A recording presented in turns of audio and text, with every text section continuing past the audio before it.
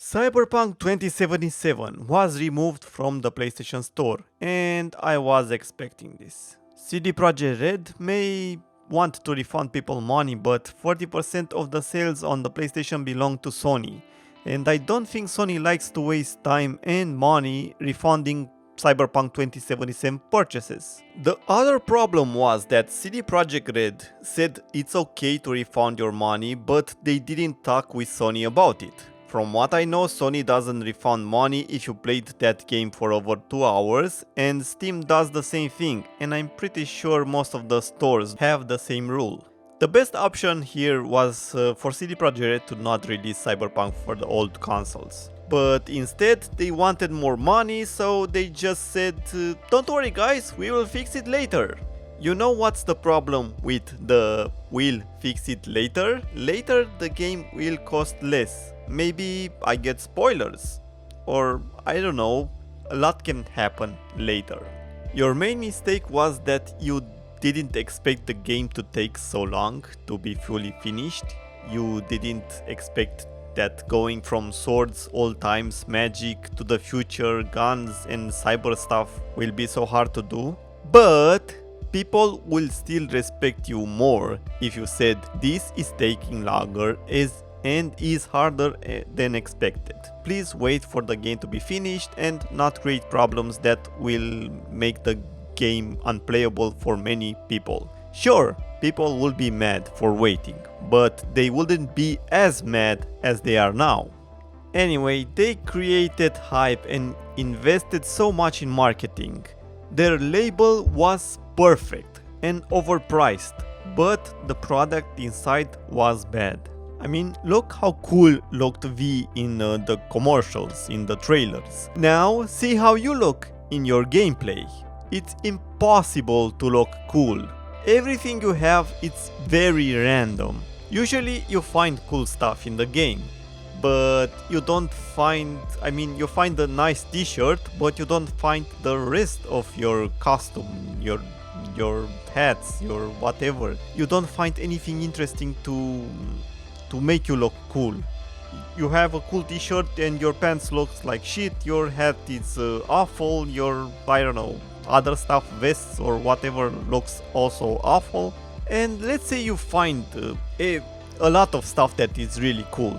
They're usually not legendary or epic, and that they don't really help you during the gameplay. If you want better stats, you must pick whatever you find.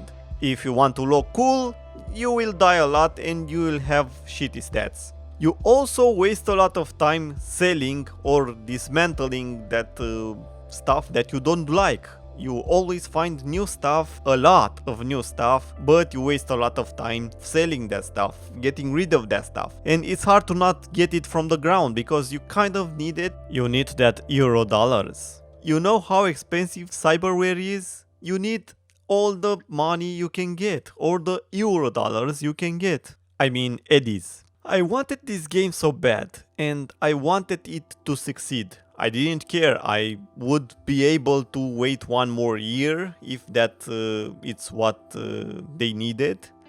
But they didn't listen to Twitter and made the game how they wanted. That's why I respected them. I'm a little disappointed that we don't have big tits, rip girls with big tits in real life that wanted to be represented. But for real now, we got a game that wasn't scared to say fuck off to the people who cared more about being offended than actually playing a game. They created the game they wanted, and also a game so big that not even Sony with their censorship will not dare to say no to it, because so many people wanted this game. It would have been a big loss for Sony. Loss of money, of course. Guess what? Sony doesn't actually care about censorship. They just think they can make more money the more politically correct and snowflake friendly they are. Cyberpunk 2077 also knew that they don't have any competition. All we get today is washed up games that try to sell you microtransactions. Holidays are coming. Many people stay inside because of the lockdown. Many people don't work during the holidays. People get bonuses and make presents during the holidays. So you have money and a lot of free time. Maybe even a new PC or console. What's the best thing that can sell? A game made to show the power of the new hardware, a game that is not scared to show sex, violence, and some raw and uncut fun. A game that doesn't care how offended people on Twitter are, the big dick energy drink stays. And that is the good part about Cyberpunk 2077. And that's why I still enjoy the game even if I find a lot of bugs. Again, I don't really have big problems, big issues, no crashes or stuff like that. But I do have a lot of annoying bugs and the game is clearly not complete. A lot of mechanics are not implemented and a lot of stuff is still missing. For now, the game is removed from Sony and yeah, that's a big problem for CD Projekt Red.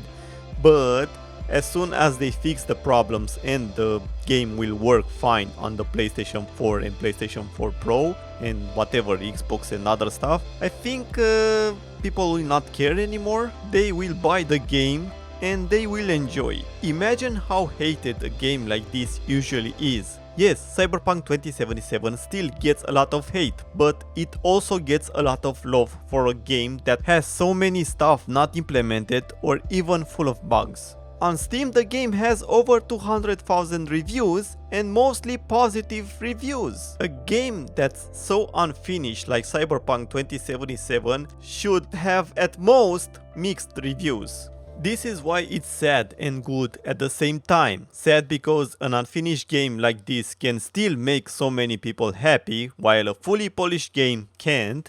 Good because this shows to other developers that people don't care for what's offensive, they care for what's fun, what's creative. That's a fuck you to Naughty Dog in case you didn't get it. Now let's talk about consoles. Why the fuck do you buy a game at launch? You cry that the PC is too expensive and you can't afford better hardware, but I always see people buying games as soon as they are released. I understand that this is not an excuse for a game to be launched unfinished, but it's not like this is the first time this happened, or the last time. Even so, people will still buy a game at launch. Anyway, wasn't Sony supposed to verify what games are uploaded to their store? Oh, wait.